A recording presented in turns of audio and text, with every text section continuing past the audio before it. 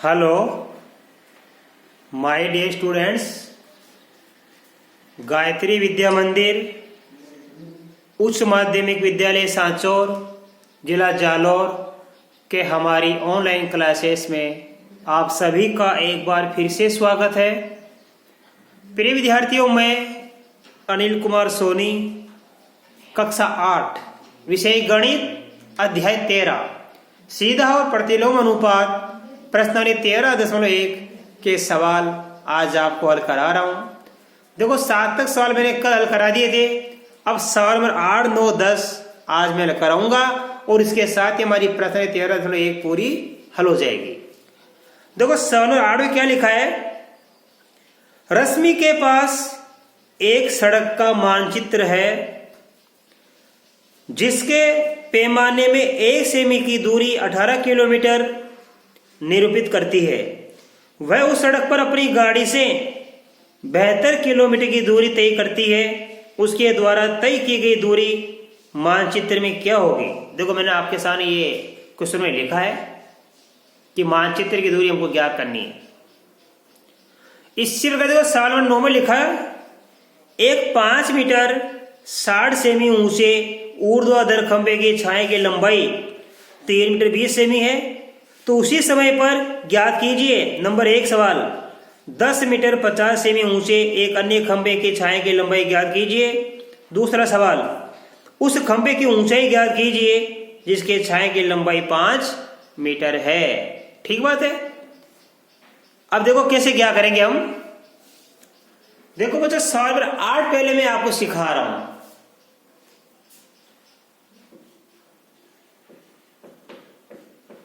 चूंकि देखो, रश्मि के पास क्या एक सड़क का मानचित्र है।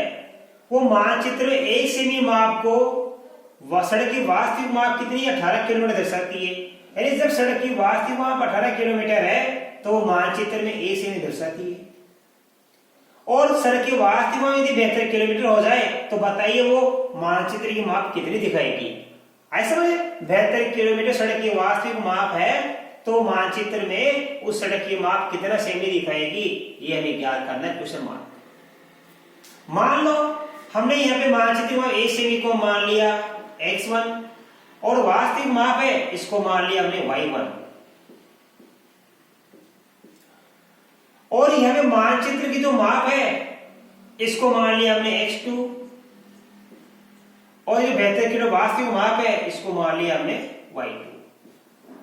चूंकि ये कैसा अनुपात है, देखो 18 किलोमीटर है वास्तविक माप, तो मानचित्र की माप कितनी 1 सेमी। और जब 18 से बढ़ के कितने की 72 किलोमीटर वास्तविक माप होगी, ये बढ़ गई। तो जब वास्तविक माप बढ़ गई तो यहाँ पे ये मानचित्र की माप भी बढ़ जाएगी, क्योंकि आपको बता रखा है कि ये सीधा अनुपात है, यानी समानुपात है। सीधे अनुपात में क्या होता है कि एक राशि में जब वृद्धि होती है तो दूसरी राशि में उसी अनुपात में वृद्धि होती है, अथवा एक राशि में कमी होती है तो दूसरी राशि में उसी अनुपात में कमी होती है। यह वास्तविक माप 18 किलोमीटर था जो बढ़कर कितनी होगी 72 किलोमीटर। तो मानचित्र की माप 1 सेमी है, वो भी बढ़कर कुछ ना कुछ अधिक हो जाएगी और उसका मान हमें ज्ञात करना है। तो देखो कैसे क्या करेंगे। चूंकि ये सरल अनुपात है तो हम क्या लिखेंगे, x1 का अनुपात y1 के साथ, x1 बटा y1। अब इन दोनों का अनुपात इन दोनों के अनुपात के बराबर होगा, अर्थात x2 बटा y2। x1 बटा y1 का अनुपात x2 बटा y2 के बराबर होगा। तो x1 का मान कितना है 1 सेमी और y1 का मान कितना है 18 किलोमीटर। x2 का मान हमें ज्ञात करना है और y2 का मान है 72 किलोमीटर। इनको मध्य गुणा कर देंगे बच्चों। देखो, 18 को x2 से गुणा कर देंगे तो ये हो जाएगा 18 गुणा x2। 72 को x से गुणा कर देंगे तो 72 को x से गुणा 72 आता है। अब हमें x2 का मान क्या करना है, तो x2 का मान क्या करने के लिए इस 72 में किसका भाग देंगे 18 का। 18 का भाग 72 में कितनी बार जाता है 4 बार। तो h2 बराबर कितना आ गया 4। h2 का मान आ गया 4 सेमी। अर्थात जब सड़क की वास्तविक माप 72 किलोमीटर हो तो मानचित्र की माप कितना दिखाएगी 4 सेमी। तो लिखेंगे इसलिए रश्मि 72 किलोमीटर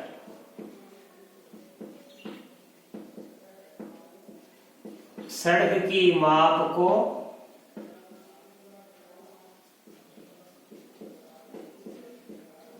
मानचित्र में कितना सेमी दिखाएगी वो 4 सेमी दिखाएगी। ये आंसर राइट बच्चों।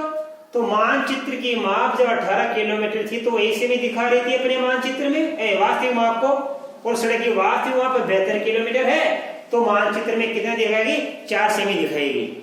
अब आप इसका स्क्रीनशॉट लो, मैं आपको सवाल नंबर 9 सिखाऊंगा।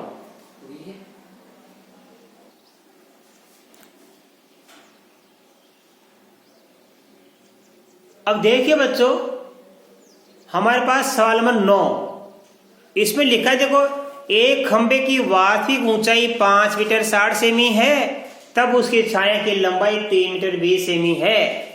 तो बताइए उसी समय जब एक दूसरे खंबे की ऊंचाई 10 मीटर 50 सेमी हो तो उसकी छाया की लंबाई ज्ञात कीजिए। तो देखो कैसे लिखेंगे हम, यहां पे हम क्या करेंगे, इसका पहला सवाल बता रहा हूं मैं। खंबे की वास्तविक ऊंचाई और यहां पे क्या लिखेंगे, उसकी छाया की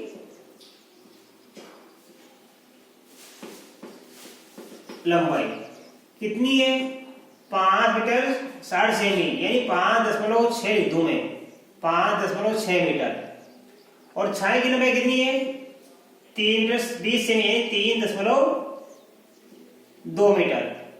अब पहले सवाल में क्या है हमारे पास, यहां पे खंबे की वास्तविक लंबाई 10 मीटर 50 सेमी हो, तो 10.5 मीटर हो, तो ये हमको छाया की लंबाई क्या करनी है, ये कितनी होगी। इसको हम x1 मान लेंगे, इसको हम y1 मान लेंगे, इसको हम x2 मान लेंगे और इसको हम y2 का मान ज्ञात कर लेंगे।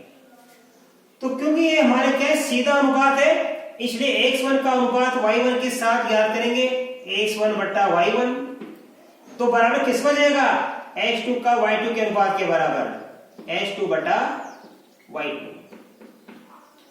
x1 का मान कितना 5.6 और y1 का मान है 3.2। इधर x2 का मान कितना है 10.5 और y2 का मान हमें ज्ञात करना है बच्चों, राइट। तो कैसे करेंगे हम, इन दोनों को काटेंगे अपन, आए समझ में। तो इन दोनों को काटेंगे बच्चों, देखो कैसे काटेंगे, ये दोनों 8 से कटती है, ये दशमलव से दशमलव कट जाएगा, दशमलव क्या हो जाएगा कट जाएगा। 8 का भाग दिया 7 बार, 8 का भाग दिया 4 बार, ये 10.5 बटा y2, ये वज्र गुणा हो जाएगा 7 गुणा y2, 10.5 गुणा 4। तो देखो यहाँ पे मैं ही कर लेता हूँ, 10.5 को 4 से, 4 पंजे 20 के 0 आश्री के 2, 1040, 40 और 2 42 और एक संख्या छोड़ के दशमलव। तो 7y2 का मान कितना, 42 हो गया। अब y2 का मान क्या करेंगे हम, तो y2 का मान क्या करने के लिए इस 42 में किसका भाग देंगे 7 का, और 7 का भाग कितनी बार जाएगा 6 बार, तो y2 का मान आ गया 6 मीटर। अर्थात खंबे की वास्तविक ऊंचाई 10.5 मीटर हो तो उसकी छाया की लंबाई कितनी होगी 6 मीटर होगी। ये हो गया इसका पहला सवाल। खंबे की वास्तविक ऊंचाई या लंबाई कितनी है 10 मीटर 50 सेमी, तो छाया की लंबाई कितनी होगी 6 मीटर होगी, राइट। अब देखो इसी प्रकार हम इसका दूसरा सवाल यहां कर लेंगे। देखो यहाँ पे, अब यहां पे मैं हल करना आपको सिखा रहा हूं, देखो ध्यानपूर्वक। वही तरीका है हमारे पास में, खंबे की वास्तविक लंबाई हम क्या लिखेंगे, देखो ये तो कितनी मान लेंगे यहाँ पे, देखो ये खंबे की वास्तविक लंबाई या ऊंचाई, एक ही बात है। इधर लिखेंगे उसकी छाया की लंबाई। खंबे की वास्तविक ऊंचाई तो वो की वही आएगी 5.6 मीटर। 5/60 सेमी को लिखेंगे 5.6 मीटर और 3/20 सेमी को लिखेंगे 3.2 मीटर। अब ये भी ज्ञात करनी है खंबे की वास्तविक ऊंचाई और छाया की लंबाई कितनी देर की है 5 मीटर। तो मान को उस मानस को x1 मान लिया हमने, ये x2 मान लिया, ये हमने मान लिया y1, ये x2 मान लिया हमने और ये y2। अब कैसे होगा, सीधा अनुपात है तो x1 बट्टा y1 बराबर x2 बट्टा y2। अब हम ये लिखेंगे 5.6 बट्टा x2 बराबर 3.2 बट्टा क्या लिखेंगे 5। अब हम इनको करेंगे वज्र गुणा, तो ये लिखेंगे 3.2 गुणा x2 बराबर 5.6 गुणा 5, यही तो लिखेंगे अपन। अब देखो बच्चों ध्यान से, हमें मान ज्ञात करना है x2 का, तो x2 का मान ज्ञात करने के लिए 5.6 का गुणा किससे करेंगे अपन 5 से, और बटा क्या लगाएंगे 3.2। ठीक बात है। x2 का मान क्या करेंगे तो देखो 10 से 10 हट जाएगा, राइट। अब देखो क्या बचेगा, हम 5 को इससे गुणा कर लेंगे, 5 की 30 की 0, 5 के 3, 25 और 3 28, 228 बटा कितना आया 32 आ गया। ठीक है, 280 बटा कितना आया 32। अब इसको हम काट के कर लेंगे, देखो 8 से कट रही है, 8 का भाग 4 बार, 8 दिया 24 बच गया 4, 8 बजे 40, 35 बटा 4। अब हम 35 में किसका भाग देके देखेंगे 4 का, 4 × 32 बच गया 3। ठीक है, तो ये आ गया हमारे पास, देखो ध्यान से 8 से ही ध्यान देना, या और भाग देख के कर सकते हैं, देखो ध्यान से, ये दशमलव लगेगा, 0 उतार लिया तो ये हो गया 4 × 7 = 28 बच गया 2, 4 × 5 = 20, तो ये आ गया 8.75 मीटर। तो देखो ध्यान से, हमारे पास खंबे की हमने क्या ज्ञात कर ली, खंबे की जब छाया की लंबाई कितनी है 5 मीटर, तो खंबे की वास्तविक लंबाई कितनी हो जाएगी, ये हो जाएगी 8.75 मीटर। इसका मतलब है 8 मीटर 75 सेमी हो जाएगी खंबे की वास्तविक। ये हमको यहाँ पे लंबाई कितनी प्राप्त हो जाएगी 8.75 मीटर, यानी 8 मीटर और 75 सेंटीमीटर हो जाएगी। अब आप इसका एक स्क्रीनशॉट ले लीजिए, मैं आपको एक सवाल और सिखा दूं। अब देखिए बच्चों सवाल नंबर 10, इसमें लिखा है माल से लदा हुआ एक ट्रक 25 मिनट में 14 किलोमीटर चलता है। यदि चाल वही रहे तो वह ट्रक 5 घंटे में कितनी दूरी तय कर पाएगा। अब देखो कितना सरल सवाल है, 25 मिनट का समय है, उसमें 14 किलोमीटर वो जहाज चलता है, तो 5 घंटे में वो जहाज कितनी दूरी तय करेगा, वो दूरी हमको ज्ञात करनी है। तो इसको तो मान लिया अपन ने x1 और दूरी को मान लिया हमने y1, और फिर इस समय को मान लिया हमने x2, इसको मान लिया हमने y2। अब देखो बच्चों कैसे लिखेंगे, क्योंकि ये क्या हमारा एक सीधा अनुपात है, तो x1 का अनुपात y1 के साथ, ये हो गया किसके बराबर, x2 का अनुपात y2 के साथ। अब देखिए x1 का मान कितना है 25 मिनट बटा y1 का मान कितना है 14 किलोमीटर।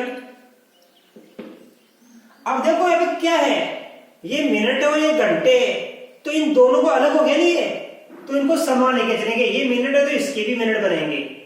1 घंटे में 60 मिनट होती है बच्चों, तो 5 घंटे में कितने मिनट होगी, देखो यहाँ पे हम H2 का मान 5 मत लिख देना, ये 5 गलत माना जाएगा क्योंकि हमने 25 मिनट है यहाँ पे, ये हमने x1 का मान क्या लिखा 25 मिनट, तो ये H2 का मान भी किस में आना चाहिए, मिनट में आना चाहिए। यदि ये मिनट होती तो मैं 5 का 5 रखता, लेकिन ये घंटे और 5 घंटे की मिनट बनाने के लिए किससे गुणा करेंगे 60 से, क्योंकि 1 घंटे में क्या होती है, ध्यान देना, चूंकि 1 घंटा बराबर क्या होती है 60 मिनट, तो 5 घंटे की कितने मिनट होगी 5 गुणा 60 बट्टा y2 का मान हमें ज्ञात करना है। अब देखो बच्चों ये वज्र गुणा हो जाएगा, 25 का y2 से गुणा हो जाएगा, तो 25 गुणा y2, 60 का 5 से गुणा करने पे कितना होता है 300, इसका वज्र गुणा हो जाएगा 14 से, ये 60 बजे 300, 300 का वज्र गुणा हो गया 14 से, 25 का गुणा हो गया y2 से। अब हमें y2 का मान ज्ञात करना है, तो y2 का मान ज्ञात करने के लिए बच्चों ध्यान से समझना, 300 गुणा 14 है, इसमें किसका भाग देंगे 25 का, ये 25 वाले तो गुणा भाग चल जाएगा। अब काट दीजिए 25 एकम 25, 25 एकम 25 बच गया 5, 25 दूनी 50, तो y2 का मान आ गया 12 गुणा 14, 12 को 14 से गुणा करेंगे, 14 दूनी 28 की 8, हासिल के 2, 14 2 16, 168 किलोमीटर। इसका मतलब है ट्रक 25 मिनट में जाता है 14 किलोमीटर, तो 5 घंटे में ट्रक कितनी दूरी तय करेगा, अतः ट्रक 5 घंटे में 168 किलोमीटर की दूरी तय करेगा, ये हमारा आंसर आ गया। तो बच्चों मैं आशा कर सकता हूं कि आपको ये सीधा अनुपात जो प्रश्नावली है 13.1 मैंने आपको ये सारे सवाल सिखाए, आज 8 9 10 3 सवाल, तो ये प्रश्नावली जो सीधा अनुपात की है इसमें मैंने आपको सरल तरीके से सिखा दिया कि x1 का अनुपात y1 के साथ बराबर किसके होता है, h2 का अनुपात y2 के साथ बराबर होता है। यहां हमारे संख्या x1 और ये y1 मान लो, दो राशि मानेंगे, ये समय x और दूरी मान ले अपने y, ये x1 समय ये y1 दूरी, ये h2 समय ये y2 दूरी, x1 बटा y1 का अनुपात h2 बटा y2 का अनुपात, ये दोनों कहते हैं बराबर है। ये सारा मान लिख के इसको वज्र गुणा लिख के अपन हल कर लेंगे। अब बच्चों चूंकि हमारी प्रश्न 13.1 पूरी हल हो गई है, इसके बाद में आपको कल के वीडियो में प्रश्नावली 13.2 के सवाल बताऊंगा, और मैं आशा कर सकता हूं आज बताए गए सारे सवाल आपको बड़े अच्छी तरीके से समझ में आए होंगे। धन्यवाद।